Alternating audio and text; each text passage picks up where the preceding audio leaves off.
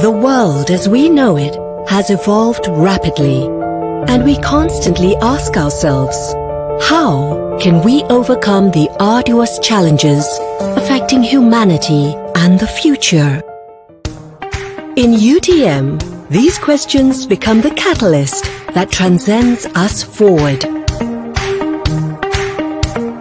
We answer them by igniting and fostering creative and innovative minds through academics and research. Science, technology, and engineering become the foundation of everything we do. Our students are encouraged to question beyond the norm, and learning goes beyond the campus walls. With a campus experience like no other, UTM provides students with an inclusive and supportive community where they are empowered to create, innovate, and become citizens that uphold our core values of integrity, synergy, excellence, and sustainability. More than a higher learning institution, UTM is the nexus that provides innovative solutions for industries and communities. Our research and innovation are designed with an end in mind, working collectively with partners to create value-added solutions for the betterment of humanity.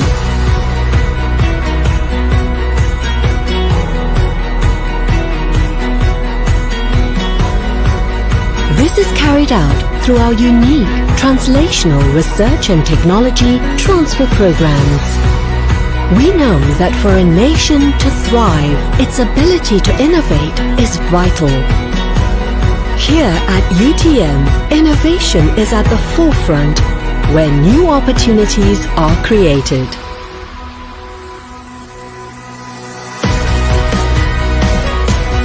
Our global presence comprises more than 100 nations through various collaborations, and our alumni have become agents of change and notable leaders locally and abroad. At University Technology Malaysia, we pride ourselves in the questions we seek answers to. For our existence is to solve problems by innovating solutions for a better future through science, technology, and engineering. In the name of God, for mankind. Kerana Tuhan untuk manusia.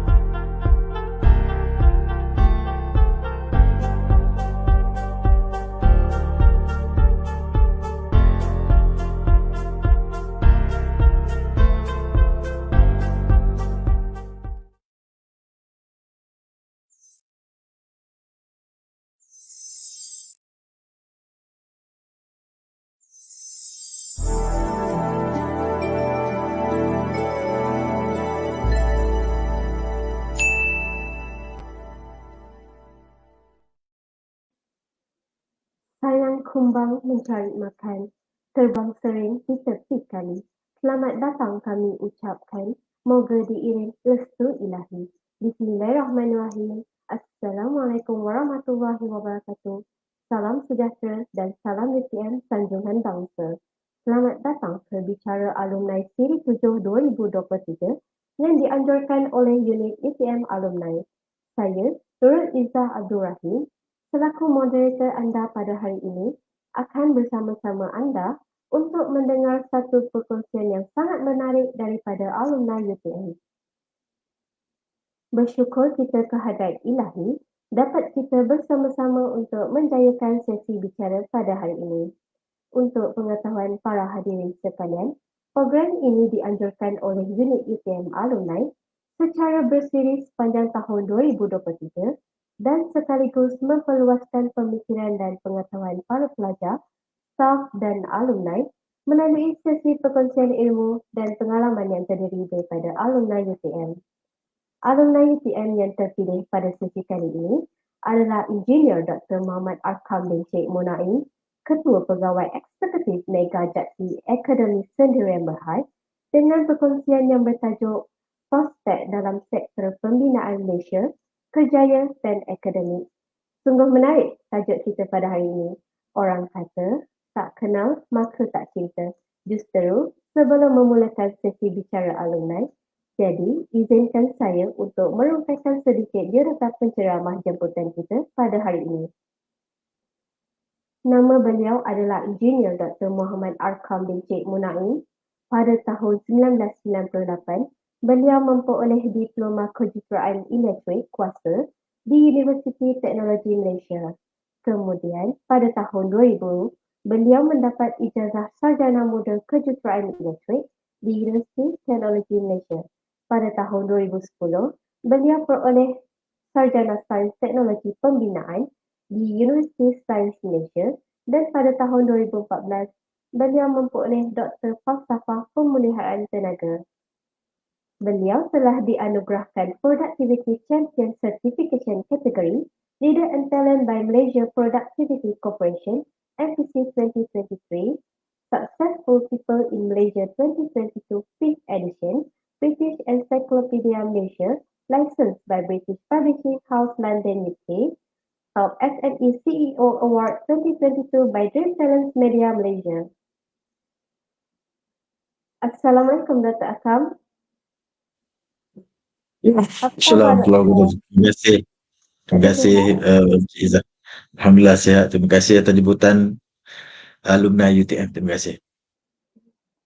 Terima kasih Dr. kerana sudi bersama kita pada pagi ini. Sebelum memulakan sesi bicara kita pada hari ini, amatlah berbesar hati jikalau para hadirin ingin mengajukan sebarang persoalan dengan meninggalkan soalan anda di ruangan komentar. Baiklah, tanpa membuang masa, saya menjemput Engineer Dr. Muhammad Arkam bin Sheikh Munaim untuk memulakan sesi perkongsiannya. Dipersilakan. Baik, terima kasih Cik Nurul. Assalamualaikum warahmatullahi wabarakatuh. Alhamdulillah Rabbil Alamin. Terima kasih banyak kepada pihak alumni UTM kerana menjemput saya untuk pagi ini sesi bersama dengan bicara alumni UTM dan seperti dimaklumkan saya adalah graduan UTM degree pada tahun 2000, sekarang dah 2023 dan graduan diploma di UTM Jalan Semarak pada 1998. Pada masa sekarang sebagai CEO Mega IT Academy dan Alhamdulillah saya sangat berbesar hati atas jemputan daripada pihak UTM. Saya harap suara saya jelas di mana saya tuan-tuan berada. Siaran ini live pasti melalui Facebook dan juga mungkin media rasmi daripada UTM alumni. Terima kasih sekali lagi atas jemputan pada pagi ini. Ada senarai ataupun nama saya di situ beserta dengan QR code. Saya beri masa sedikit dalam 10-20 saat untuk tuan-tuan mungkin nak scan. That is my link actually to my LinkedIn profile atau LinkedIn account. Jadi boleh kita connect di sana lah untuk kata orang tu berkongsi-kongsi peluang-peluang yang ada dalam sektor yang kita sama-sama berada pada masa sekarang. Tajuk ini seperti dimaklumkan, prospek dalam sektor pembinaan Malaysia, kerjaya dan akademik. Saya akan fokus kepada dua metod lah. Metod pertama adalah metod kerjaya dan satu lagi adalah apa capaian akademik yang boleh kita capai selagi kita berada dalam sektor pembinaan. Jadi saya rasa saya akan teruskan dengan slide dan kita ada konten dan slide ni dalam bahasa Inggeris dan saya bentangkan sebenarnya baru semalam di BEM Convention dengan tajuk yang sedikit berbeza tetapi isinya saya boleh olah berdasarkan apa yang saya akan sampaikan secara lisan. Tapi slide ni sangat relevan untuk cover kedua-dua bidang lah, sama ada kerjaya kita ataupun akademik prospek yang mana kita ada. Tak kira kita berasal ataupun berpunca ataupun keluar daripada mana-mana kelulusan dan kita akan lihat apa peluang potensi yang ada dalam bidang pembinaan untuk semua warga UTM ataupun yang mana menonton pada pagi inilah. Jadi mungkin dalam kalangan kita ada students, pelajar-pelajar universiti UTM dan juga mungkin universiti lain dan juga mungkin ada graduan, alumni Universiti Teknologi Malaysia dan juga universiti lain dan mungkin juga parents, ibu bapa yang mana mungkin juga ada pada pagi inilah. Jadi kita akan cover lebih kurang 11 bahan lah dalam tempoh lebih kurang 45 minit yang diberikan kepada saya. Definition of construction, maksud pembinaan itu, siapakah construction personnel, yang dipanggil personel pembinaan, akreditasi, certification, pensijilan, tim pembinaan, framework. Ini sangat penting untuk kita memahami apa kerangka yang kita pakai dalam kerajaan, dalam sistem Malaysia ini. TVET snapshot, apa yang ada pada TVET yang ada pada masa sekarang. Jadi tajuk ini juga tajuk yang amat menarik untuk dibincangkan. International framework yang mana available, career progression, macam mana untuk kita progress atau memajukan kerjaya kita. Ada juga saya sentuh tentang chartered building engineer dengan UK, untuk Malaysian Construction Personnel, dan juga higher education, PhD ataupun DBA bagi mereka yang berada dalam sektor pembinaan. Jadi ini antara konten yang kita akan capai pada pagi inilah, insyaAllah ya. Baik, sebelum tu boleh saya mulakan dengan important snapshot daripada CIDB Act atau Lembaga Pembangunan Industri Pembinaan. Jadi ATA ini sangat relevan dengan kita dalam bidang pembinaan. Kita tahu yang pertama sekali, sektor pembinaan adalah sektor yang tidak pernah berhenti. Sentiasa sahaja ada. Tapi kalau kita tengok definition nanti, memang satu sektor yang sangat susah untuk berhenti lah. Sangat susah untuk berhenti. Sebab bila habis dia pembinaan, kita akan masuk satu sektor yang dinamakan pengurusan fasiliti, pengurusan infrastruktur, facility management, dan takrifan pengurusan fasiliti juga adalah ditarifkan sebagai aktiviti ataupun kerja-kerja pembinaan mengikut Akta Malaysia, Akta Lembaga Pembangunan Industri Pembinaan Malaysia 1994. Jadi untuk tajuk hari ini, kita akan cover sedikit sebanyak tentang definisi yang penting melalui Akta ini, dan secara umumnya Akta 520, Akta 1994, Akta CIDB menjaga ataupun mengawal selia 3 komponen utama dalam industri pembinaan. Yang pertama adalah kontraktor dia. Yang pertama adalah kontraktornya, dari segi pendaftarannya, dari segi pensijilannya, dari segi penguatkuasaannya semasa dan selepas pembinaan. Yang kedua adalah construction material, bahan-bahan pembinaan, juga diberi kawal selia oleh pihak CIDB. Jadi CIDB sebelum itu adalah agensi di bawah Kementerian Kerja Raya Malaysia, dianggap sebagai badan badan kawal selia, regulatory body. So di bawah agensi Kementerian Kerja Raya ada lagi agensi-agensi lain, antaranya Lembaga Jurutera Malaysia, Lembaga Arkitek, Lembaga QS, dan juga LLM, Lembaga Lebuh Raya, dan juga JKR lah, yang kita sangat popular, Kementerian Kerja Raya. Dan CIDB adalah salah satu agensi penguatkuasa di bawah Kementerian Kerja Raya. Jadi mereka mengawal selia 3 komponen penting dalam sektor pembinaan. Yang pertama kontraktor, tadi saya sentuh. Yang kedua adalah bahan pembinaan. Bahan pembinaan ini dijadualkan dalam jadual keempat akta berkenaan, supaya kita terkawal dari sudut harga, dari sudut kata orang protect ni perlindungan, sama ada kepada pembeli, kepada penjual ataupun kepada pembekal bahan-bahan pembinaan. Yang ketiga adalah construction personnel, iaitu personel-personel dalam industri pembinaan, dari segi pendaftaran mereka, dari segi pensijilan mereka, dari segi bagaimana mereka diakreditasikan. Jadi dalam konteks ini, apa yang ingin saya sampaikan adalah Lembaga Pembangunan Industri Pembinaan mengawal sila 3 komponen utama yang melibatkan industri pembinaan. Jadi kalau kita dalam mungkin graduan sekarang, atau mungkin kita adalah student, pelajar di universiti, dan khususnya UTM, saya bolehlah klasifikasikan bahawa bidang kejuruteraan ada lebih kurang 4 bidang utama. 4 bidang utama kejuruteraan. Yang pertama adalah civil, kejuruteraan awam. Yang kedua adalah electrical, kejuruteraan elektrik, mechanical, kejuruteraan mechanical, dan keempat adalah kejuruteraan chemical, kimia. Dan di bawahnya ada beberapa sub bidang ataupun sub kejuruteraan yang ada, termasuk elektronik, microelectronics, termasuklah marine, termasuklah metallurgy, termasuklah materials, termasuklah ada sekarang integrated, ada sekarang bioprocess, teknologi pertanian dan sebagainya. Jadi ini ada berbelas, mungkin berpuluh lagi subsektor di bawah kejuruteraan yang mungkin salah satunya menjadi bidang kita sekarang lah, sama ada kita belajar ataupun kita bergraduan. Jadi dalam keempat-empat bidang utama ini, mechanical, electrical, civil, dan juga chemical, selalunya 3 tadi akan masuk dalam industri pembinaan lah, iaitu civil, mechanical dan juga electrical selalunya lah. Tapi ada juga rakan-rakan kita daripada chemical yang masuk dalam industri pembinaan. Bila kita takrif industri pembinaan, kita akan nampak betapa luasnya industri ini yang kita ingin bincangkan pada pagi inilah. Jadi saya sentuh juga apakah takrif pembinaan ataupun kerja-kerja pembinaan mengikut akta. Sebab bila kita nak cerita tentang prospek kejayaan dalam bidang pembinaan, kita kena tahu dulu takrif pembinaan. Takrif pembinaan bukan takrif yang kita takrifkan. Takrif yang ditakrifkan melalui akta dan juga perundangan Parlimen di Malaysia di bawah Akta 520 ni tadi. Jadi kerja-kerja pembinaan mengikut akta adalah bermaksud construction pembinaan. Bina, extend, sambung, install, pasang, repair ni apa? Baik pulih, maintenance, selenggara, renewal, memperbaharui, remove, membuka, renovate, renovate ni apa? Renovate lah, renovate ni apa? Ubah suai, alter, lebih kurang gitulah, ubah suai, dismantle, membuka, demolish, meruntuh. Jadi itu ada 9 definisi, 1, 2, 3, 4, 5, 6, 7, 8, 9, 11 definisi pembinaan dari sudut maknanya mengikut akta. Jadi kalau kita bekerja dalam mana-mana 11 tu tadi, contohnya kita buat FM, maintenance, kita adalah pekerja pembinaan. Sebab ditakrifkan di bawah aktiviti pembinaan ataupun kerja-kerja pembinaan. Yang kedua, pembinaan demolition of, meruntuhkan daripada any building, mana-mana bangunan, pembinaan, edifice, structure dan sebagainya, road, jalan, harbour, pangkalan, railway, kereta api, cableway, laluan kabel, canal, laluan terusan air dan juga aerodrome, laluan udara,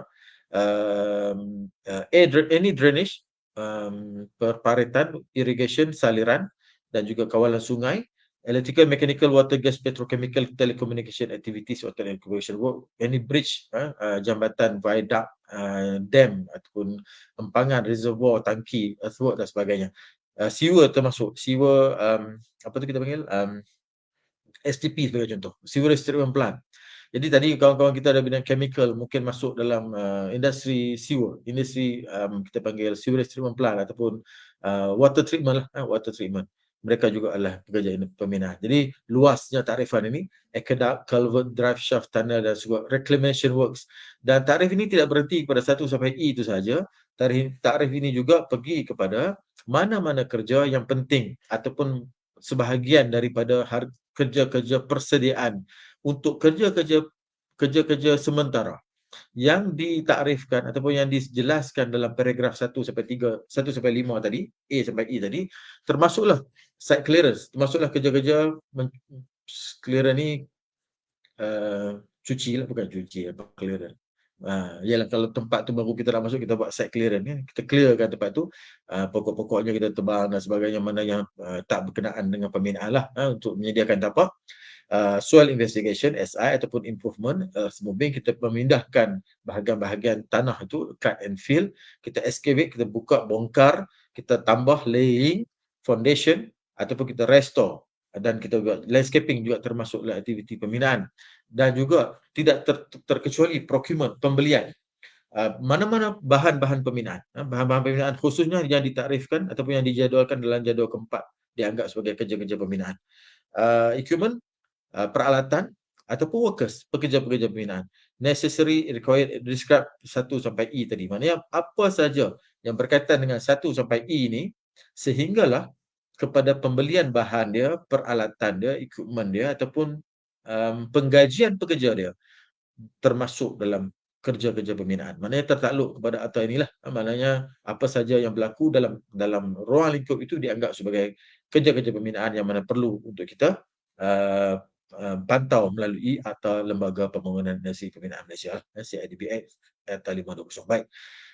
Dalam akta juga ditakrifkan beberapa orang yang dianggap sebagai kata orang tu dominant dalam industri pembinaan. Yang pertama adalah construction personnel. Ini adalah mereka yang bekerja dalam industri pembinaan. Tadi tajuk kita jangan lupa peluang kerjaya ataupun prospek kerja dalam industri pembinaan, khususnya di Malaysia. Jadi kita mulakan dengan menunjukkan takrif dulu. Takrif tadi kita dah clear tentang takrif pembinaan. Sekarang kita nak tunjuk tentang siapakah orang pembinaan ataupun personel pembinaan, wakil ataupun orang pembinaan lah. Yang pertama, kita ada general workers. General workers ni yang buat semua kerja yang berkaitan dengan aktiviti pembinaan dari sudut operasinya. Yang kedua adalah service skill. Yang ketiga adalah skill consultant workers. Yang keempat adalah site supervisor, penyelia tapak, penyelia tapak pembinaan, pengurus tapak pembinaan, dan juga yang lain-lain lah yang bekerja dalam industri pembinaan yang mana ditentukan oleh lembaga. Yang kedua adalah construction project manager. Mereka yang ada level kepakaran tertentu, pengetahuan tertentu, pengalaman tertentu yang boleh ditemin, yang boleh dikenal pasti oleh lembaga dan diberikan satu sijil lah untuk buat organizing, untuk susun, atur, plan, mengawal dan juga mengkoordinasi, menyelaras aktiviti pembinaan daripada mula sampai habis. Itu untuk construction project manager. Dan untuk construction site supervisor, untuk di assign ataupun diletakkan di tempat bina untuk menyelia kerja-kerja pembinaan. Penyeliaan. Maknanya dia kena selia dengan beberapa kata orang tu sumber lah. Yang pertama pengetahuan dia tentang kontrak, pengetahuan dia tentang kontrak. Yang kedua adalah pengetahuan tentang bahan binaan. Yang ketiga tentang metod pemasangan, metod pembinaan tu. Pengetahuan-pengetahuan ni ada dalam kontrak dokumen. Kalau kita biasa dengan projek pembinaan, kita akan ada dalam kontrak dokumen. Dalam kontrak dokumen akan ada beberapa benda yang penting. Antaranya adalah bahan binaan.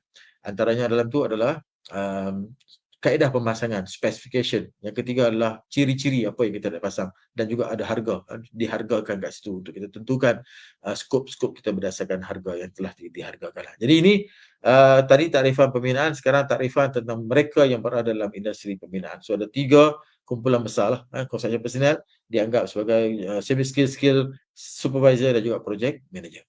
Baik, dalam keadaan itu mereka perlu juga mendapat satu certification ataupun satu pensijilan daripada pihak lembaga industri pembinaan dalam konteks ini, yang mana melalui satu proses yang dinamakan akreditasi. Maknanya calon itu perlu diberikan satu proses untuk diakreditkan kebolehan dia berdasarkan apa yang ingin dicapai oleh pihak CIDB lah dalam konteks ini, dan diberikan sijil. Sijil itu certification. Maknanya proses untuk mendapatkan sijil adalah proses akreditasi. Proses untuk mendapatkan sijil adalah proses akreditasi. Sama jugalah kalau kita dalam bidang kejuruteraan, kita ada EAC, Engineering Accreditation Council, Majlis Akreditasi Kejuruteraan di bawah lembaga jurutera. So di sana kita ada aktiviti berdasarkan terma dan rujukan tertentu untuk kita mengakredit program untuk melepaskan, mengeluarkan graduan-graduan dalam sektor pembinaan, graduan-graduan dalam kejuruteraan yang di mana dipantau oleh pihak EAC. Tak apalah, itu proses yang lain. Baik, untuk akreditasi bagi dan juga pensijilan bagi construction site supervisor dalam mengikut akta adalah mandatory, wajib. Maknanya dalam konteks pembinaan, penyelia tapak bukan saja diberi takrif yang jelas dalam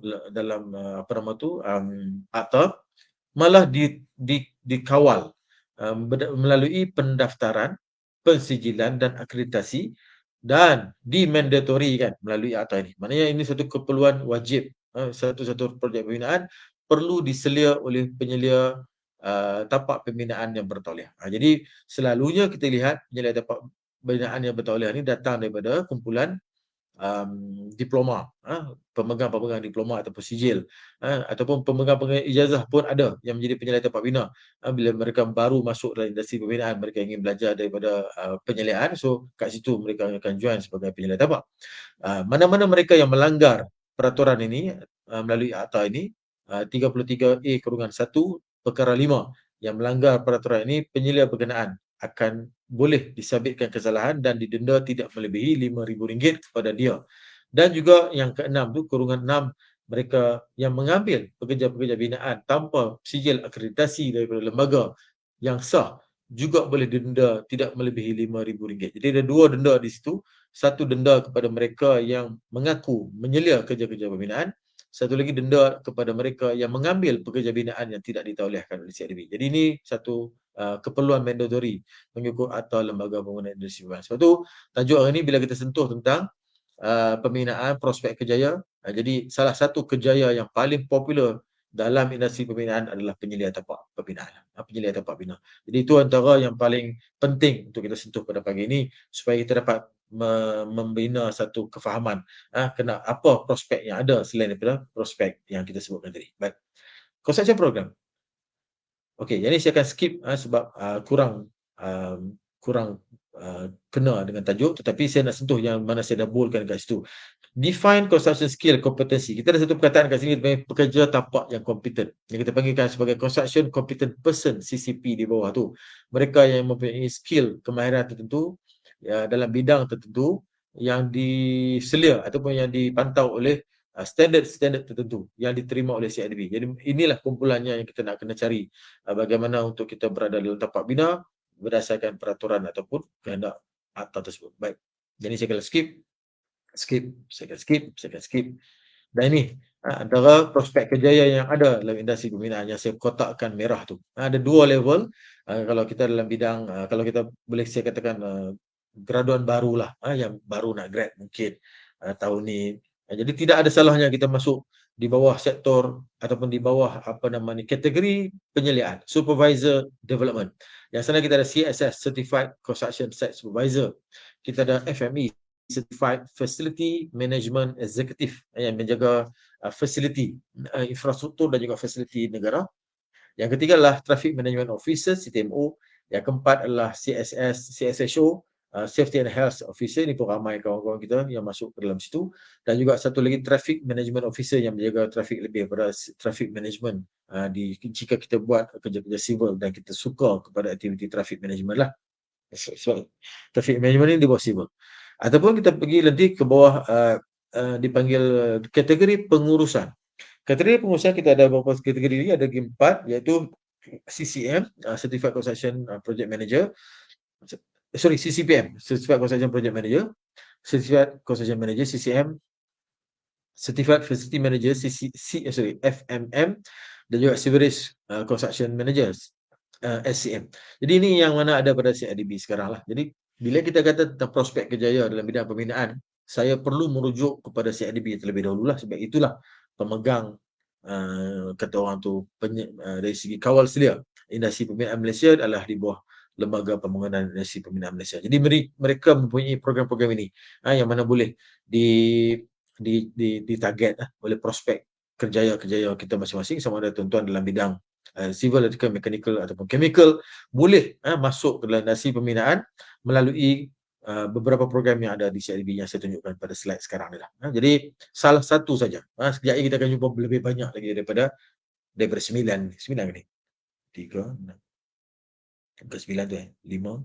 Betul, 9. Daripada 9. So, kita akan jumpa lebih banyak daripada 9 ni lah. Okey, untuk pengetahuan tuan-tuan dan juga adik-adik mungkin, CSS ni kita ada 4 kategori yang lain, iaitu electrical, mechanical, civil structure dan juga building dan architecture. So, CSS yang pertama tu, Certified Construction Site Supervisor, CSS ada lagi 4 bidang. Maknanya 4 campur 8. Ada lebih kurang 12 persijilan yang disediakan oleh pihak CIDB Malaysia kepada warga Malaysia yang mana ingin menyertai industri pembinaan, mendapatkan pentaulihan serta persijilan akreditasi dari lembaga melalui kaedah yang kita sebutkan tadi lah. Baik. Okey, ini saya akan skip. Inilah standard yang dipakai. Okey, ini jika adik-adik tuan-tuan semua ingin download slide, tapi slide ni cover depan tadi cover lain saya tak tukar pun sebab saya letak tu, itu sila download sekarang lah. Saya bagi tempoh lebih kurang 5 saat. Silakan. 10 saat lah. Tak ada dulu. Okey, ini slide-nya yang mana boleh di-download dan boleh dijadikan rujukan di masa depan. Kat sana ada saya punya kontak jika perlu untuk buat sebarang pertanyaan. Baik, saya teruskan. Construction team. Ini adalah typical line up bagi construction team. Construction team ini ada in typical, kita ada 3 kumpulan yang utama. Yang pertama adalah klien. Kita panggil pelanggan kita. Pelanggan kita ni selalunya pelanggan berkaitan dengan pembayaran. Selalunya pelanggan akan membayar. Selalunya lah. Sebab dalam projek kerajaan, kadang-kadang pelanggan tu dia tak bayar. Yang dibayarnya benda lain. Apa tu? Agensi lain. Contohnya, yang dibayarlah Kementerian Kewangan. Tetapi bayaran melalui JKR sebagai contoh. Melalui JKR, tapi bukan duit JKR. Duit Kementerian Kewangan. Jadi pelanggan dia dalam konteks ini adalah Kerajaan Malaysia dan dilaksanakan oleh JKR. Tapi selalunya kalau projek-projek yang lain daripada itu, projek rumah, kampung, projek kita lah yang sendiri kita buat tu, pelanggan tu akan menjadi tukang bayar lah. Dan mereka akan menjaga 2 benda yang paling penting. Pertama, jaga bayaran. Yang kedua, menolong dari sudut bagaimana untuk melicinkan program atau pelaksanaan kerja di tapak. Yang kedua lah perunding. Dan yang ketiga lah kontraktor. Jadi skop kerja ketiga-tiga unit ni adalah berbeza. Maksudnya perunding akan melihat kepada desain, reka bentuk dan juga penyelarasan kerja antara perunding dan perunding. Perunding ni bukan satu je. Perunding ni ada ramai, antaranya perunding arkitek, selalunya menjadi lead ataupun ketua perunding. Yang kedua perunding mechanical, yang bahagian-bahagian mechanical seperti aircon, lift, firefighting, kitchen equipment, compressed air, industrial gas dan sebagainya. Yang ketiga adalah perunding electrical yang mereka bentuk kita punya soket outlet, lampu kipas, switch aircon, switch lampu, switch lampu koridor, lampu jalan dan sebagainya, memastikan kita dapat bekalan elektrik melalui TMB ataupun bekalan melalui mana-mana provider yang lain, serta telecommunication, ICT dan telecommunication yang juga menjadi sangat penting pada zaman sekarang. Yang keempat adalah perunding QS. Perunding QS yang menjaga dari sudut penghargaan harga kepada suatu pemasangan. Yang kelima kita juga ada perunding-perunding lain, contohnya perunding landscape. Perunding landscape yang mereka bentuk landscape persekitaran. Ada juga perunding ID, perunding interior design, yang juga datang daripada kumpulan member-member arkitek yang menjadi ID designer, interior designer, dan juga ada perunding lain yang spesialis dan sebagainya. Jadi perunding ni ramai, tak semestinya satu dua, kadang-kadang sampai lebih daripada 8-9 perunding sahaja dalam satu perundingan. Jadi coordination work perlu dilakukan oleh head ataupun lead kepada perunding. Itulah head dia lah, iaitu selalunya arkitek lah, selalunya lah. Dan mereka akan menentukan scope of work, spec, price control, manage proses dan sebagainya, dan juga memastikan compliance, memastikan pematuhan yang perlu dibuat oleh sesuatu projek. Yang ketiga adalah kumpulan kontraktor yang akan melaksanakan projek. Mereka akan membuat kerja-kerja sub, kita panggil subconkan dia, kita pecahkan kerja menjadi skop-skop yang lebih kecil supaya mudah dikawal, menjaga staff, workers, labor, material, suppliers, machine, resources, plan, dan juga mereka juga yang akan bina dan serah bangunan tersebut. Maknanya tiga kumpulan ni dalam prospek kerjaya dalam industri pembinaan kita yang berada dalam sama ada pengajian berbentuk civil, mechanical, electrical, chemical ni tadi, boleh masuk dalam mana-mana tiga kumpulan besar ni. Mana boleh masuk dalam tiga kumpulan besar ni. Sama ada kita menjadi klien, kita menjadi consultant yang saya kata banyak tadi, ataupun kita menjadi kontraktor yang ramai tadi, termasuk suppliers, termasuk specialist contractor suppliers, workers, material supplier, machinery suppliers. Kita juga boleh buat planner. Planning ni ada satu kerja khas untuk plan dan scheduling. Dia selalunya sekali lah, planner dan scheduler ni selalunya orang yang sama. Dia plan dan dia schedulekan. Dia adalah orang khas yang menjaga aktiviti melalui kata orang tu proses planning. Macam mana dia nak plan? Sebab dalam construction ni kita ada sequence pembinaan, kita ada jujukan pembinaan. So jujukan tu dia kena faham dan macam mana dia nak plan supaya equipment, machine, materials boleh datang serta kewangan lah, boleh datang dengan lancar. Sebab selalunya tapak bina ni dia terhad tempat, tak boleh store banyak-banyak. Dia ada cara untuk store dengan cara yang efektif, maka fungsi planner tu sangat penting di sinilah. Dalam ramai-ramai kumpulan ini ada juga yang bersifat soft skill, macam menggunakan computer simulation dan sebagainya. Ada juga yang bersifat hard skill bila dia masuk dalam tapak untuk buat pengeresaan dan sebagainya. Jadi sangat luas industri ini untuk kita fahami bagaimana kita ada peluang yang besar dalam industri pembinaan dalam prospek kerjaya kita. Baik. Ini jika kita lihat dari sudut matriksnya, tipikalnya tadi kita ada dua kumpulan yang utama, kumpulan konsultan dan juga kumpulan kontraktor. So dekat di sana kita ada beberapa kumpulan atau beberapa skop kerja, antaranya di bawah konsultan ini, bawah konsultan ni kita ada daripada inspector of work, site executive, engineers, professional engineer, graduate engineers to become project manager dan juga project coordinator atau project director. Dan di bawah sini CIDB kita ada site supervisor, traffic management officer, project engineer, site engineer dan juga mungkin project coordinator, become construction manager dan juga become project director. So ini dua yang paling senang untuk kita faham lah. Maknanya skop kerja konsultan, skop kerja kontraktor mempunyai orang yang lain, orang yang menjaganya orang lain-lain. Jadi itu antara prospek yang kita dapat lihat jika kita berada dalam industri pembinaan. Baik. Sekali lagi saya tunjukkan lapping antara duanya, antara konsultan dan juga kontraktor. Kat sini kita boleh lihat bagaimana kumpulan kerja yang datang daripada pihak consulting engineers, lembaga jurutera sebagai contoh, lembaga arkitek sebagai contoh, dan juga yang lain-lain lah, register QS, town planner dan sebagainya. Dan di CIDB ni kita ada mereka yang menjalankan kerja di bawah penyeliaan pemantauan projek ataupun menyelia projek untuk diseliakan melalui penyeliaan tapak dan juga pengurus pembinaan. Nah, jadi itu kumpulan yang ada. Maknanya prospek kejayaan yang kita nak lihat adalah semua inilah. Semua ni kita mampu menjadi salah satu daripadanya. Lepas tu ruang pembinaan ni seperti mana yang kita takrifkan tadi, dia akan jadi sangat luas, sangat kata orang tu susah untuk berhenti. Tak berhenti industri pembinaan ni. Daripada dululah sampai sekarang tak berhenti lagi.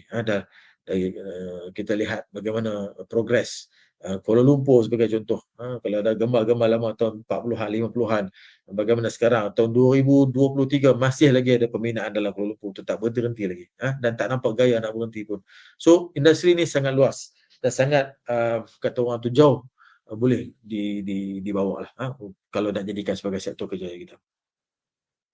Baik, selain daripada CIDB, kita ada beberapa agensi lain. Ini saya katakan prospek kejayaan tu tadi, prospek kejayaan industri pembinaan.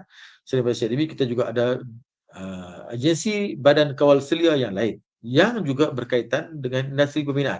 Sebagai contoh DOSH, Department of Safety and Health. Mereka ada paling senang kita nak tengok adalah tengok yang bawah tu, Safety and Health Officer SHO ataupun Site Safety Supervisor SSS. Jadi dua tu adalah mereka yang berada dalam industri pembinaan secara direct selain daripada industri pengeluaran atau manufacturing.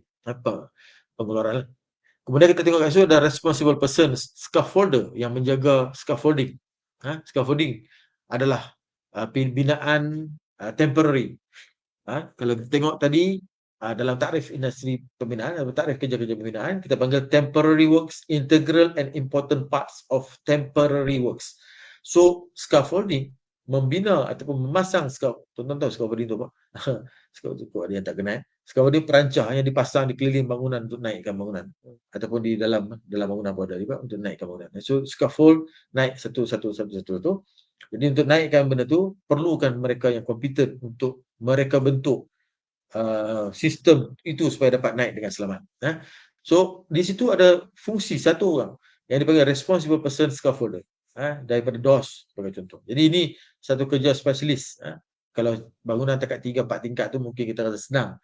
Tapi kalau bangunan yang lebih tinggi daripada itu sampai 20, mungkin 30 tingkat, ada kaedah pemasangan yang perlu dipastikan. Sebab nanti dekat luar mereka nak cat dan sebagainya. Jadi perlu buat scaffolding di keliling bangunan. So kita lihat itu antara kompetensi program yang ada di Malaysia yang juga kata orang tu bersangkut dengan industri pembinaan kita.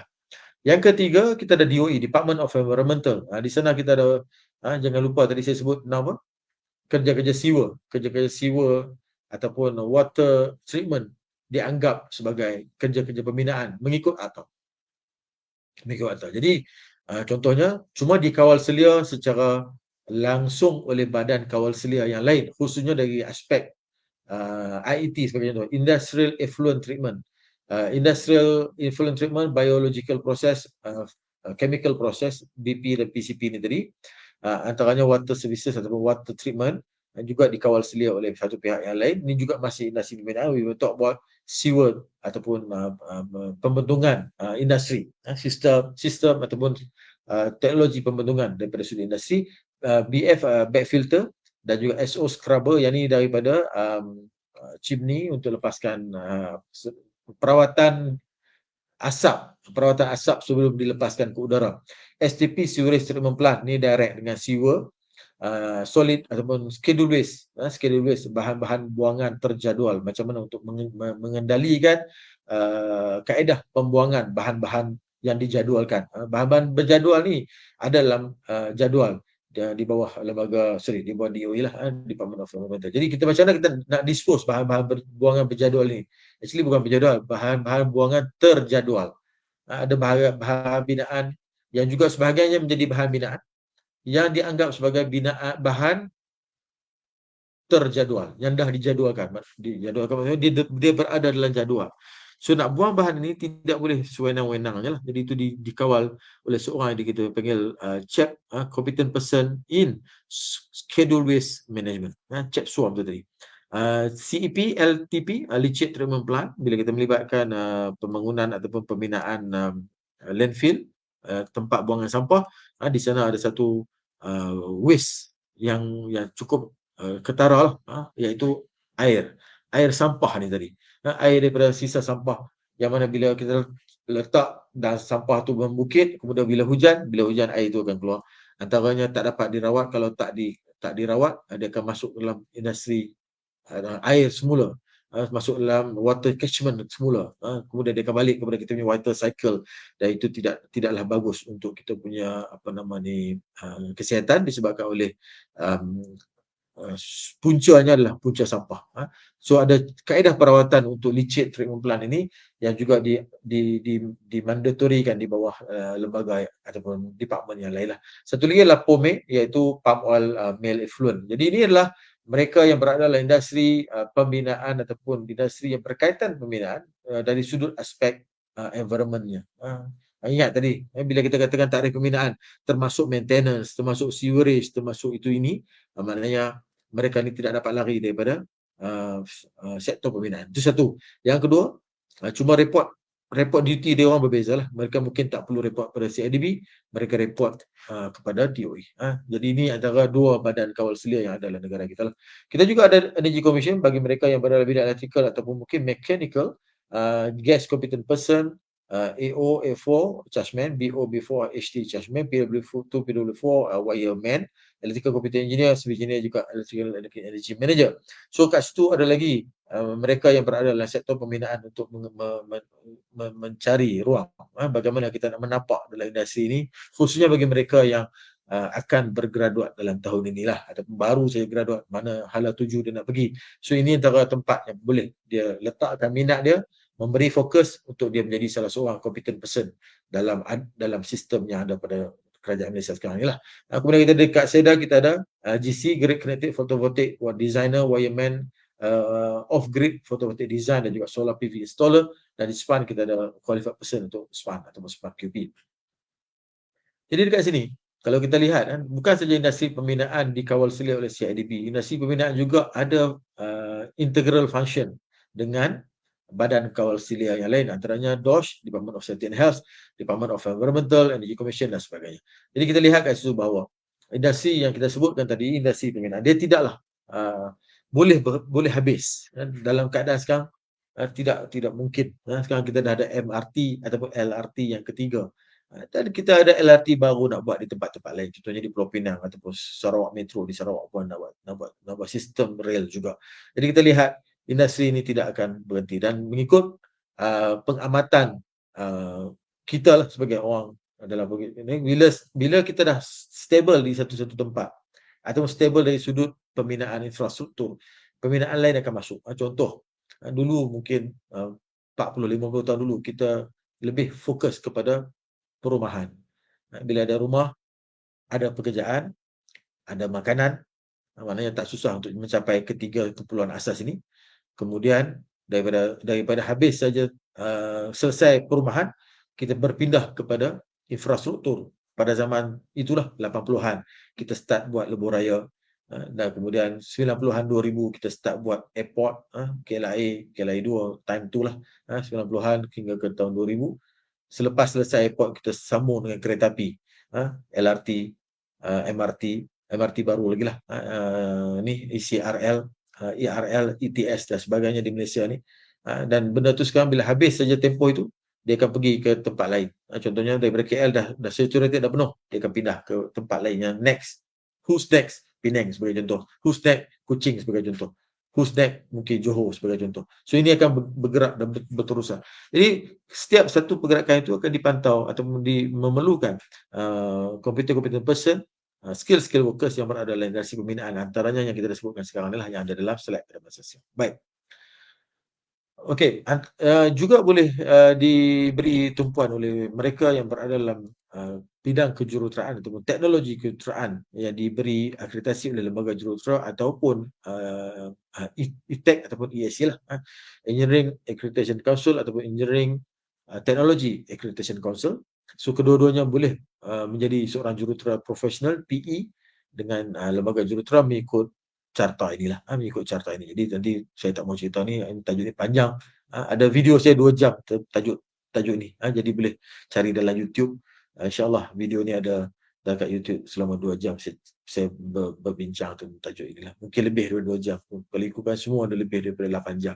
Tuan-tuan boleh tengok sendiri untuk memahami prospek bagaimana untuk menjadi seorang jurutera profesional dengan lembaga jurutera mengikut kaedah-kaedah yang berada dalam sistem atau akta gitulah. Baik, yang ni tak payah sentuh. Sila lihat ataupun cari YouTube yang lain lah. Ini pun sama, bagaimana kita boleh buat satu sistem kata orang tu climbing up lah, stepping, naikkan tangga demi tangga daripada bawah naiklah ke atas sampai kita mendapat keiktirafan di tempat yang lain. Baik, saya lompat sedikit contoh tentang framework. Okey, yang ni sikit je sebab kita bukan nak bincang isu framework sekarang. Cuma nak sebut sini bahawa sistem yang kita ada dalam pendidikan kita, pensijilan kita akan berpandu kepada salah satu framework. Dan yang paling penting ialah framework yang kita pakai di MQA lah, yang berkaitan dengan lembaga akreditasi. Dulu LAN lah, lembaga akreditasi negara, sekarang MQA, Malaysian Qualification Agency. So inilah antara rujukan utama bagi kita menyediakan program prasarana yang berkaitan dengan pensijilan di Malaysia. Saya akan laju lagi. Okey, sini boleh buat bijak. Okey, sini. Ini adalah carta yang kita boleh dapat daripada MQA, tak ada masalah. Dia ada level 1 sampai level 8 MQF level, Malaysian Qualification Framework level. Kemudian di akademik kita dah sampai tahap 8 PhD. Untuk TVET kita masih lagi belum sampai ke situ, tetapi sedang dibuat usaha-usahanya. Dan kita ada satu lagi di belah kanan sekali itu APEL, Accreditation of Prior Experiential Learning, APEL. So that APEL adalah satu sistem yang membolehkan kita mendapatkan pensijilan bertahap, tahap 1 sampai tahap 8 tadi melalui sistem APEL. Jadi ini yang mana ada. Saya katakan tadi kita punya tajuk prospek kerjaya dan akademik. Tadi prospek kerja saya dah sentuh, sekarang prospek akademik. Bagaimana kita nak mencapai tahap akademik melalui bidang pembinaan. Baik. Antaranya adalah melalui CICN ini, Construction Industry Competency Standard, boleh kita dapatkan pensijilan yang saya sentuh awal tadi melalui CIDB untuk mendapatkan prospek kerja, mendapatkan pensijilan ataupun prospek akademik tadi. Ini CJ yang kita pakai, ini standard yang kita pakai, ini bila kita gabungkan antara standard dan standard, kita dapat satu lagi kerangka yang lain, dinamakan Construction Skill Qualification Framework. Bagi mereka yang ingin terus mendapatkan pensijilan di bawah kerangka ini, mereka boleh dapatkan CJ daripada CIDB yang mana saya sebutkan tadi lah. Ini pun saya akan lompat, lifelong learning. Ini penting, di mana kalau kita selagi berada dalam industri dan kita boleh katakan bahawa sistem kita ni tidak akan tutup. Maknanya boleh saja untuk kita sambung belajar jika kita berminat. Boleh saja, ada saja ruang yang boleh kita masuk untuk mendapatkan pengajian pendidikan yang lebih tinggi daripada masa ke semasa. Melalui apel salah satu A, C dan Q ini boleh saja kita belajar. Jadi yang penting sekarang adalah kehendak kemahuan kita untuk kita meningkatkan pensijilan yang kita ada. Mudah-mudahan dengan cara itu kita dapat meningkatkan taraf hidup kita lah. Sebab sijil ni jangan lupa dia memberi satu nilai tanggungjawab untuk kita bawa diri kita ke jalan yang lebih jauh. Kita kena explore lebih jauh. Mungkin setakat sijil yang kita ada mungkin 10-15 tahun dulu, mungkin kita punya degree, kita punya ijazah yang paling tinggi adalah degree, tapi degree kita dah 15 tahun. Takkan selama 15 tahun kita tak ada satu benda baru untuk memberikan satu nilai tambah pada diri kita. Jadi mungkin waktu tu buat master lah. Dah buat master. Habis master takat tu je. Ada PhD level 8, kenapa tak cuba? So ambil level 8 PhD pula. Dah habis PhD, akademik dah clear. How about kerjaya? Apa yang memberi kita satu nilai bahawa kita ni lah competent di tapak bina. Mungkin kita ambil CCPM, Certificate Construction Project Manager, CIDB sebagai contoh, untuk memberikan kita satu bukan keyakinan, untuk memberikan orang kepada kita satu pengiktirafan bahawa kita mencapai certain attainment yang diperlukan oleh seorang penilai tapak bina ataupun Construction Project Manager. Baik. Kalau 4, ini baru saya kalau 4, tidak berkaitan sangat untuk kita sentuh, tapi saya sediakan di sini untuk jadi rujukan kepada tuan-tuan semua lah. Okey, ada 3 badan yang agak penting. Saya cuba berhenti sekejap je lagi. Jawapan sekarang. Time delivery. Oh, situ. Okey, baik. Ada daripada lembaga jurutera, lembaga teknologi dan juga lembaga industri pembinaan. Kat sini ada jadual yang telah pun saya sediakan. Jadi tuan-tuan boleh tengok sendiri nantilah. Saya rasa yang ni pun ada dalam shopmap saya pun saya ada postkan benda ni lah untuk di refer. So kalau refer saya punya LinkedIn tadi, insyaAllah benda-benda ni semua ada kat sana. Okey. Bukan setakat di Malaysia, kita cuba juga untuk terampil di peringkat yang lebih tinggi, peringkat luar negara lah. Antaranya kita ada CVET, Southeast Asia Vocational Institution Training, going global through CVET, TVET ataupun CMIO, TVET ataupun UNESCO, Univoc. Ini semua ada kaitan dengan pembangunan persijilan TVET yang sangat popular sekarang, khususnya di Malaysia. Jadi kita nak tengok benda ni, bila kita terlibat, janganlah hanya melihat kepada keadaan semasa di tempat kita. Perlu lihat juga apa yang berlaku di tempat luar, di negara-negara luar. Sebab sebenarnya banyak sangat peluang yang ada di negara luar ataupun di tempat luar. Walaupun kita berada di sini untuk melakukan persijilan, bukan saja di Malaysia, malah daripada tempat yang lebih lebih maju daripada kita lah, sebagai contoh. Ada negara yang lebih maju daripada kita perlu akui lah dari sudut itu. Contohnya UNESCO Univoc ni dia berpekalan di Jerman. Baik, ada satu lagi framework yang kita perlu dijelaskan. Kita ada European Qualification Framework dan juga Asian Qualification Reference Framework untuk kita faham bagaimana persijilan dapat dilakukan di peringkat di luar daripada Malaysia. Ini kalau kita nak carilah. Sebenarnya tuan-tuan benda ni ada, tuan-puan, adik-adik mungkin benda ni ada untuk kita bawa satu kata orang tu semangat belajar yang tak boleh berhenti. Kita teruskan apa saja yang kita dalam bidang pekerjaan dalam masa yang sama, kita mengambil persijilan-persijilan yang memberi nilai tambah kepada kejayaan kita lah. Kini antaranya Certificate of Senior Project Management Level 7 daripada kerangka kelayakan Eropah dianugerahkan oleh OTHM Qualification UK. Sijil ni juga ada di Malaysia. Yang kami juga anjurkan program ini. Daripada mereka yang berminat boleh Google cari je. Certificate of Senior Project Management Level 7 OTHM Malaysia, sampailah dekat saya tu balik insyaAllah. Jadi ini satu proses yang kita dah pun teroka untuk membawa semula produk-produk ataupun kita punya expert dalam Malaysia untuk meneroka pasaran yang lebih besar di luar negara. Jangan takut dan jangan berada hanya melihat apa yang ada di depan mata kita. Sebenarnya banyak lagi ruang yang boleh kita mendapat kata orang tu faedah melalui memahami konteks yang lebih luas yang berada di negara-negara yang lain. Baik, ni ICTN dan sebagainya, tak apa, saya tak mau pergi banyak, tapi tuan boleh baca nanti melalui slide yang saya bagikan tadi. Baik, ada 4 step saja untuk bahagian certification yang mana kita pakai melalui kaedah Recognition Past Experiential Learning tadi, RPL. Meet minimum requirement dekat entry tu tadi. Entry, ada pengalaman kerja, qualified dan juga get the certification that through accreditation to get qualified and then get things certified. So itu antara 4 step yang sangat mudah lah. So nak jelaskan kat sini agak panjang, tapi cukup untuk memahami bahawa ada program yang boleh kita laksanakan bagi mendapatkan pengiktirafan serta melihat bagaimana untuk kita kata orang tu progress dalam kerjaya kita dalam bidang pembinaan atau dalam sektor pembinaan ini lah. Baik, saya juga telah sediakan chart untuk kita progress. Jadi get ready with your phones. So lepas ni ada satu QR code untuk tuan-tuan download chart ni jika berminat lah. Apa yang ada dalam chart ni adalah kesemua kata orang tu pekerja ataupun personal binaan yang bekerja dalam industri pembinaan. Semua kira tuan-tuan punya background pendidikan sama ada melalui kejuruteraan, teknologi kejuruteraan, MQA program bukan kejuruteraan ataupun datang daripada institut latihan yang bukan kejuruteraan, institut latihan LP sebagai contoh, IKPN sebagai contoh, EdTech sebagai contoh, IKM, KKTM dan sebagainya, mungkin Giat Mara, industri ataupun TVET institution yang ada di Malaysia. Asalkan masuk ke dalam industri pembinaan dengan pengalaman-pengalaman tertentu, kita boleh mencapai apa yang saya bincangkan tadilah, sama ada mendapatkan career progression melalui kerjaya ataupun melalui laluan akademik. Kedua-duanya ada. Ataupun kita tidak melalui mana-mana tidak memiliki mana-mana sijil formal dalam bidang pembinaan. Yang bawah sekali tu, get ready with your phone dengan QR code scanner.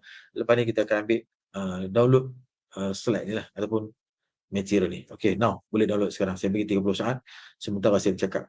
Jadi kat sini apa yang kita sediakan adalah bagaimana untuk satu orang dalam industri pembinaan, selagi mana dia bekerja dalam industri pembinaan, sky adalah limit dia. Dia boleh buat apa kerja yang berkenaan dalam industri pembinaan. Dalam masa yang sama, dua prospek akan disediakan. Yang pertama, prospek untuk dia memajukan kerjaya dia dalam sektor ataupun dalam bidang kerjaya, career. Yang kedua adalah prospek pengajian ni. Prospek pengajian sampai ke tahap mana? Kita buat sampai ke tahap DBA, Doctorate of Business Administration ataupun tahap PhD. Jadi maknanya laluan ni clear, jelas berada dalam industri kita dan memang kita dah pun buktikan satu persatu supaya dia dapat memberi satu nilai. Apa yang saya nak sebutkan adalah jangan berhenti untuk belajar. Jangan berhenti untuk mendapatkan persijilan sebab ia akan sangat-sangat penting dan berguna kepada kita. Kalau kita berada dalam industri, inilah tempat yang patut kita sediakan platformnya untuk mendapatkan pengiktirafan daripada peer kita dalam bidang ini. Jadi saya harap scan tuan-tuan dah scan slide ni, saya harap tak ada masalah untuk kita lihat secara jelas dan detail bagaimana progression ini telah pun kita cipta melalui rakan-rakan affiliation kita bersama Chartered Association Building Engineers, Automation Qualification dan sebagainya lah. Ada beberapa termasuk 2 universiti telah pun memberi sokongan kepada program ini untuk mendapatkan Chartered member daripada UK sebagai Chartered Building Engineer ataupun melalui 2 universiti yang telah pun kita buat kerjasama sebagai program-program PhD dan juga program-program DBA di 2 universiti inilah. Jadi ini antara yang berlaku sekarang, bukan saja di 2 universiti ni. Saya yakin di UTM dan juga universiti lain pun ada. Cuma nak kena cari laluan bagaimana untuk sampai ke sana lah. Jadi contoh yang saya bagi tadi khas untuk tuan-tuan explore, memberi satu keyakinan, oh benda ni boleh, oh benda ni ada. Itu yang lebih penting untuk kita pertimbangkan sekarang. Baik, ini CJ dia 2 tempat lain dan kita nak lihat supaya kita sama-sama mengangkat rakan-rakan kita dalam industri ni supaya sama-sama naik ke tempat tinggi. Kita boleh nampak dengan pandangan bird's view rather than kita berada di bawah, melihat daripada pandangan ground view. Tak sama melihat daripada tempat tinggi dengan melihat daripada tempat yang rendah. Tak sama. Dari sudut bagaimana kita melihat peluang, bagaimana kita lihat opportunity yang ada, bagaimana kita lihat prospek kerjaya bila kita berada di tempat yang bukanlah tempat makam tinggi, tidak. Bangunan tinggi melihat ke bawah tak sama bila kita lihat daripada atas jalan. So naiklah setinggi mana yang boleh supaya kita dapat melihat dengan lebih jauh, dengan lebih jelas apa sebenarnya yang berlaku, yang ada di dalam pasaran kita, semata-mata untuk memberi satu keyakinan kepada kita bahawa sebenarnya boleh untuk mana-mana orang juga mencapai tahap ini jika mereka berkehendak. Baik, progression, lifelong learning, pivot certification for all, benchmark to the international framework, local community-based framework. Kita ada interconnectedness, global mobility bagi mereka yang ingin meneroka pasaran kerja di luar. Banyak lagi negara lain yang mungkin menawarkan struktur pekerjaan yang sementara kita nak mencarilah. Kalau kita tak nak mencari dan duduk di sini pun sebenarnya tak ada isu sebab kat sini pun Malaysia pun banyak peluang-peluang kerja. Asalkan kita sangguplah untuk bekerja di sini. Ada orang yang dia memilih untuk bekerja di luar sementara waktu kemudian balik ke sini semula dan sebagainya. Jadi tunggulah. Asalkan kita punya own justification kenapa kita nak buat begitu, silakan. By all means, tak perlu disekat untuk kita mencari apa yang dapat kita cari selagi kita berada dalam industri lah. Industry client recognition, employment recognition, best practices. Kita juga melihat kepada self-regulatory practice. Maknanya bila kita melihat kepada cara-cara kita mendapatkan persijilan, kita tahu dalam tu ada elemen-elemen etika, elemen-elemen yang membawa kita kepada self-regulated punya practices. Yang ni akan berlaku dalam kita punya industri. Baik. Yang ni adalah provincial status jika kita mendaftar sebagai Chartered Building Engineer dengan the UK, kita akan dapat MKIP, member Chartered Association Building Engineer UK dan juga CBA Chartered Building Engineer from UK after the name lah. Ini antara yang memberi manfaat kepada kita jika kita bekerja dalam industri, khususnya industri yang melibatkan UK, kita panggil apa tu? Commonwealth, negara-negara Commonwealth. So mereka akan lihat ni sebagai satu added value yang cukup besar pada industri kita, pada kita. Dan kita baiklah contribute semula kepada industri, balik kepada industri untuk melihat apa yang boleh kita beri sumbangan semula kepada generasi yang baru, generasi yang akan datang supaya mengganti yang kita bersedia masa nanti. Okey, ini antara yang terakhir lah, slide yang terakhir untuk merumuskan ke semua progression yang kita dah ada. Prospek kerjaya dalam bidang ini sangat luas. Jangan takut dan jangan berhenti. Sebenarnya sangat luas. Kita cuma perlu teruskan mencari dengan sedikit, kata orang tu, guide ataupun panduan. Saya yakin tuan-tuan boleh sampai tempat yang mana tuan-tuan inginkan tadilah. Okey, last sekali kita berhenti di sini. Perlu untuk kita fikir dalam masa yang sama macam mana untuk kita improve, sama ada dari segi pensijilan kita, pengalaman kita, pengetahuan kita, ilmu kita, kecakapan kita, skill kita, dan juga qualification kita. Pensijilan kita juga perlu kita improve. Kadang-kadang bila kita ditawarkan kita tak mau dengar, sebab kita rasa kita dah bekerja dalam okey, boleh bekerja pergi pukul 8.30 balik pukul 4.30, ada makan cukup, ada itu ni. Jadi kalau tuan-tuan memilih untuk begitu, tidak ada masalah, tidak ada masalah, cuma jangan komplain lah, kan.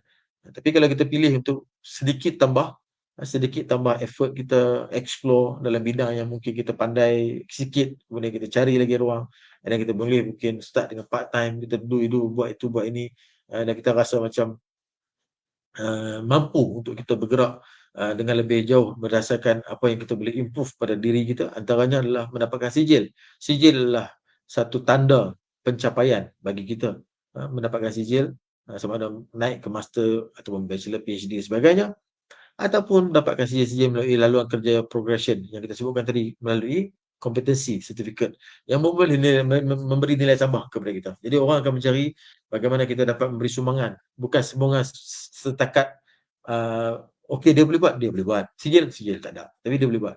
Tak berapa kena. Dalam konteks sekarang tak berapa kena. So memastikan kita kena cuba mencari ruang-ruang yang boleh kita bawa kita punya kerja ke depan. A year from now you may wish you had started somewhere today lah. Harap dalam tempoh setahun yang akan datang kita dapat lihat, oh hari ini kita dapat sesuatu yang baru untuk kita mencari kata orang tu manfaat kepada kerja kita di masa depan. Baik, saya rasa saya nak berhenti di situ, lebih kurang 1 jam sudah, lebih kurang 5 minit lagi cukup 1 jam. Saya kembalikan kepada Nurul Izzah, silakan kalau ada soalan.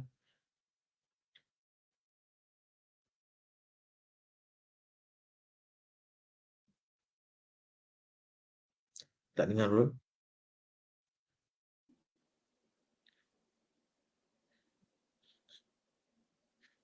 Terima kasih diucapkan kepada Dr. Arkam di atas perkongsian yang sangat jelas dan bermanfaat sebentar tadi.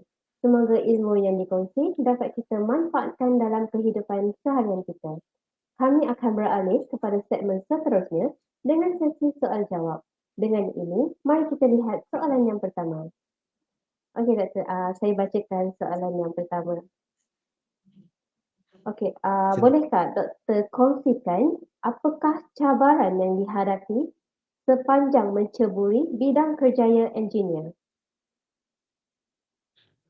Cabaran. Baik, terima kasih banyak.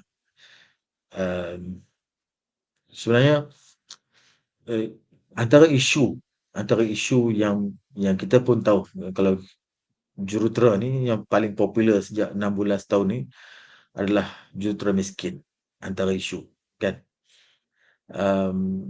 Statement itu secara generiknya dia berlaku begini. Entry ataupun bila kita nak enter ke market sebagai seorang graduan kejuruteraan ataupun graduan dalam bidang yang berkaitan teknikal kejuruteraan ni, sama ada teknologi kejuruteraan ataupun kejuruteraan, memang ada satu set tangga gaji yang telah pun dipraktis sejak sekian lama, berdasarkan pelbagai latar belakang lah, saya tak boleh nak sebut lah, tapi antaranya bila dikatakan gaji seorang jurutera di setengah tempat masih lagi 1,800 sebulan sebagai entry, sebagai gaji masuk, dan ada juga yang sampai 3 ke 4,000 satu bulan sebagai entry gaji masuk. Contohnya company yang besar-besar yang ada lebih kurang 2-3 ribu orang staff, saya tak mau sebut lah, tapi mereka boleh dapat gaji antara 3 ke 4,000 sebagai entry salary. Tapi kalau company yang agak kecil dan jauh remote di tempat-tempat yang kita mungkin nak duduk kampung dan sebagainya, memang gaji masih lagi 1,800. Dan ia masih berlaku sekarang walaupun kita faham keadaan ini memberi satu cabaran tadi soalan ni, kan. Cumanya di sini sebagai mereka yang menerima gaji, saya juga menerima gaji jugalah. So kita kena mencari jalan bagaimana untuk meningkatkan kebolehpasaran kita dalam sektor yang kita ceburi, supaya kita tidak bergantung kepada gaji yang ingin diberi. Sebaliknya kita boleh meminta gaji yang kita ingin minta. Ini prosesnya agak panjang. Cumanya antara tajuk hari ini bila kita kata prospek itu tadi, cabaran sebagai gaji rendah dalam bidang teknikal, ia benar-benar berlaku. Tetapi, dia tidak berlaku pada setiap peringkat kerja. Dia berlaku pada entry saja. Bila kita masuk saja.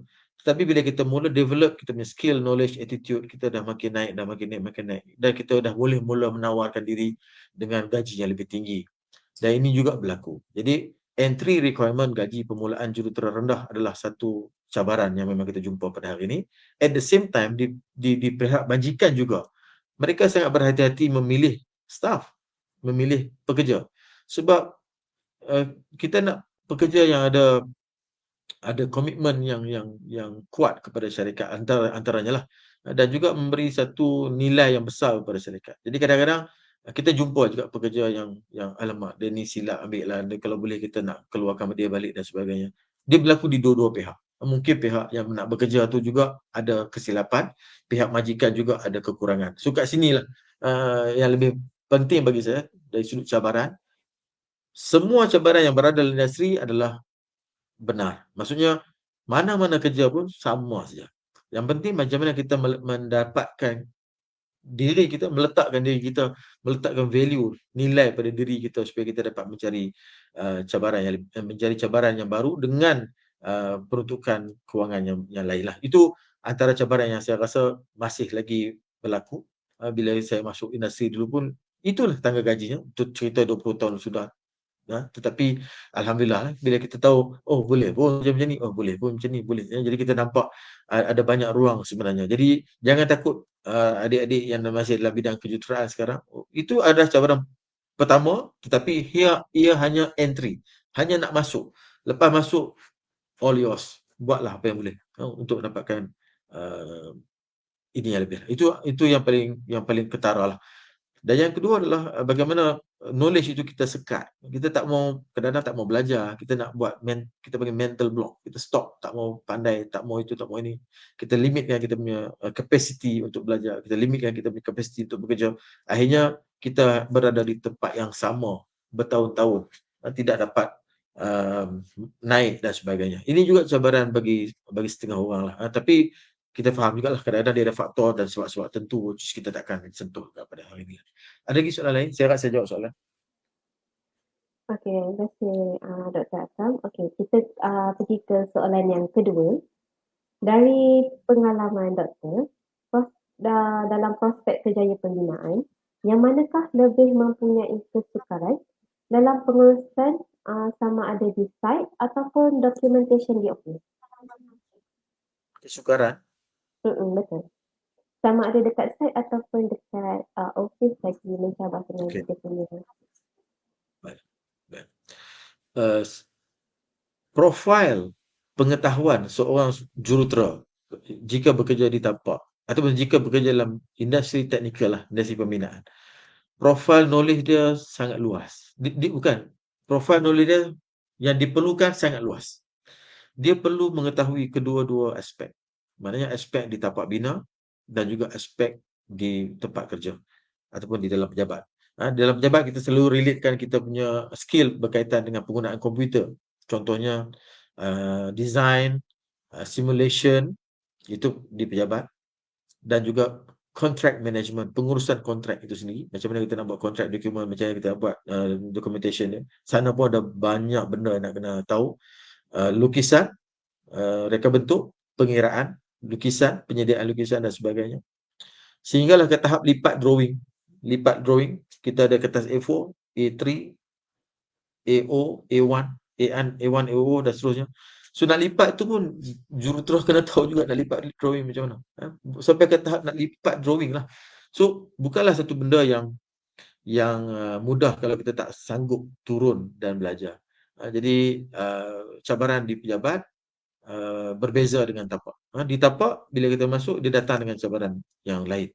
Antara yang selalu kita tengok persekitaran yang kita panggil 3D tu. Dirty, dangerous, difficult. Sometimes dia jadi boleh jadi disasters pun sama. Tempat-tempat yang berbahaya kerja kita yang mungkin jambatan bawahnya laut, atasnya konkrit, tempat-tempat yang perlu kita buat inspection dan sebagainya. Itu satu cabaran yang lain.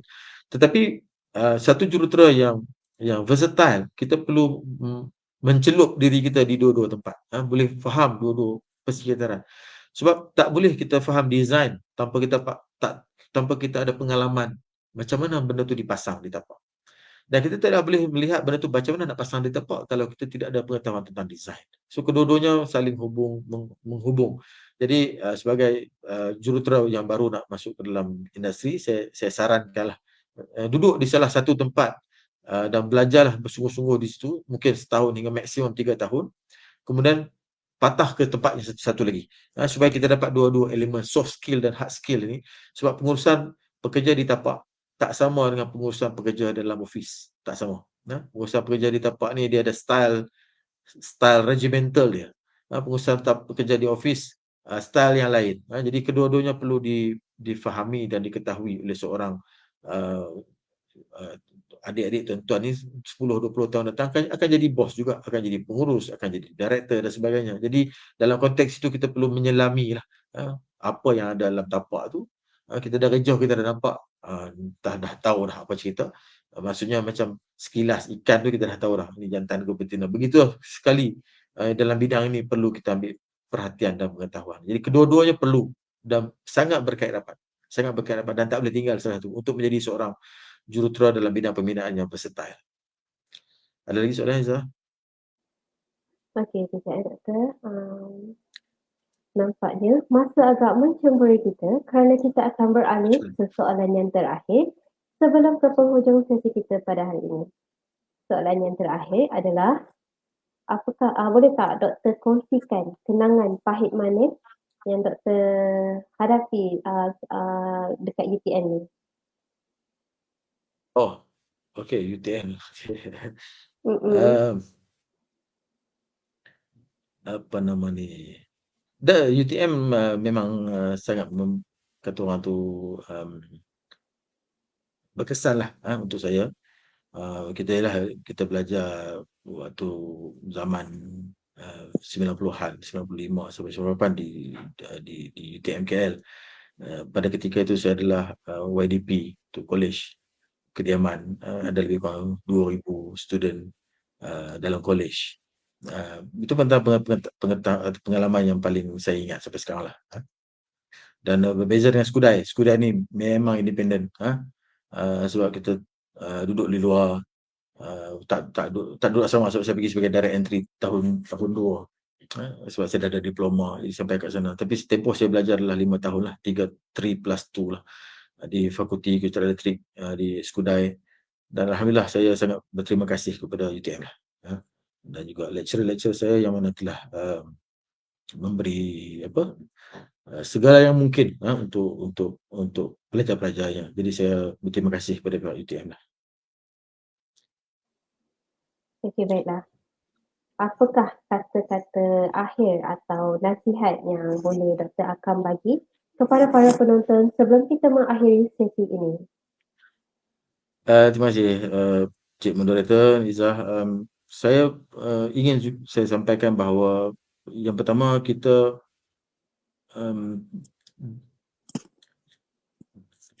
dalam setiap masa kita kena cuba untuk mencari apa yang boleh memperbaiki taraf pendidikan dan pengetahuan kita lah.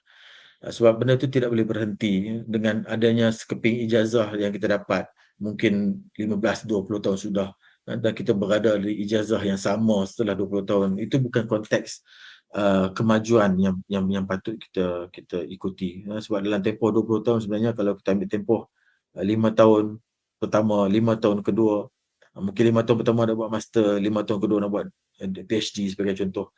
Dah 10 tahun kita akan lost dekat pengalaman. Tetapi kadang-kadang banyak orang yang dia tak perasan benda ni atau kesibukan pada ketika itu tidak melihat aspek yang lain dan akhirnya mungkin setelah 10 tahun dia baru sedar 10 tahun ni aku buat apa kan. Jadi sampai tempoh tak buat apa, 20 tahun ni aku buat apa, aku masih kat sini, masih gitu dan gini. Jadi ini sangat merugikan dari sudut capital lah, human capital. Sebab negara memerlukan kata orang tu barisan pekerja yang sentiasa upskill, dia sentiasa menaikkan skill dia. Dan dalam masa yang sama balik ke dalam ground, ke bawah untuk melihat bagaimana pula yang baru ni, yang baru nak grad, yang baru belajar, untuk mereka sama-sama memiliki iltizam dan semangat yang sama untuk naik seperti kita satu masa nanti. Dan kita pun bukan naik selama-lamanya, ada masa kita akan terpaksa turun balik. Jadi itu antara yang kita sentiasa ingatlah bahawa ujian setiap orang ni tak sama. Cumanya kita perlu mencari jalan supaya kita boleh meletakkan diri kita, memposisikan diri kita dalam keadaan yang terbaik. Tidak ada kata orang tu uh, uh, apa kita panggil tu, rugilah, tak buang masa, tak rugi, memberi satu nilai yang berterusan kepada generasi yang akan datang, melihat semula bagaimana boleh kita menambah baik sistem daripada kita memberi komen. Setengah orang dia komen pandai, tapi apa pun dia tak buat. Kan? Ada setengah orang dia tak komen pun dia buat sampai siap. Kan? Jadi ini merugikan lah. Kalau dapat kita kena bukan setakat bercakap, kita lihat apa yang boleh kita sumbangkan, kita sumbangkanlah. Sebab itu adalah apa nama ni yang diperlukan dalam masyarakat kita lah. Terima kasih banyak Izzah, saya rasa mungkin setakat itu dululah. Okey. Terima kasih Dr. Arkham atas segala nasihat yang diberikan dan sudi Terima kasih. berkongsi dengan kita pada hari ini. Baik, terima kasih. Baiklah, sudah panjang lebar kita berdiskusi pada hari ini. Sedar tak sedar kita sudah sampai ke penghujung sesi kita. Terima kasih sekali lagi diucapkan kepada Engineer Dr. Muhammad Arkham bin Cik Munai atas perkongsian yang sangat berguna dan memberi motivasi kepada semua pada hari ini. Saya, mewakili unit UTM Alumni, sentiasa mendoakan agar Dr. cemerlang dalam apa jua yang diusahakan dan sentiasa dapat membanggakan nama UTM. Sesungguhnya, melalui program ini, kami berharap dapat melahirkan bukan sahaja pelajar, staf dan alumni yang berilmu pengetahuan, tetapi juga menggunakan platform ini untuk membakar semangat demi menggilat bakat dan potensi diri agar mereka seimbang dari segi jasmani, emosi, rohani, intelek dan juga sastia. Sebelum mengakhiri sesi ini, jangan lupa untuk dapatkan UTM Alumni Merchandise yang sangat menarik dari kami.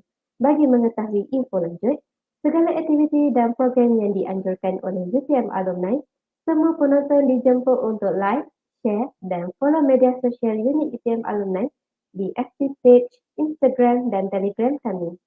Saya, Nurul Izzah Abdul Rahim, mewakili pihak penganjur ingin memohon beribu kemaafan atas segala kekurangan yang berlaku sepanjang program ini berlangsung. Terima kasih sekali lagi kepada semua peserta yang sudi hadir bersama kita pada hari ini. Saya akhiri majlis ini dengan serangkap lagi pantun daripada saya. Madah diungkap, santun bicara, pantun dilantun, mengusik hati. Salah dan silap, tutur bicara, pohon diampun, seikhlas hati. Sekian, berjumpa lagi kita di masa hadapan. Assalamualaikum warahmatullahi wabarakatuh.